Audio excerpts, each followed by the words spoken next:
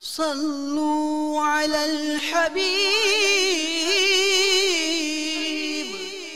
صلى الله تعالى على محمد۔ دعوت اسلامی کے اشاعتی ادارے مکتبۃ المدینہ کی مطبوعہ 208 صفحات پر مشتمل کتاب محبوب عطار کی 122 حکایات صفحہ 10 پر ہے۔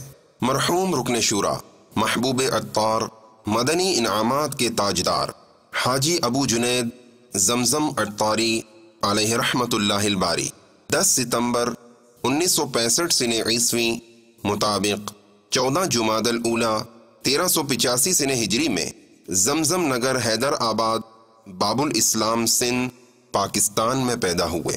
صلو علی الحبیب صلی اللہ تعالی علی محمد۔ مجھے اپنی اور ساری دنیا کے لوگوں کی اصلاح کی کوشش کرنی ہے۔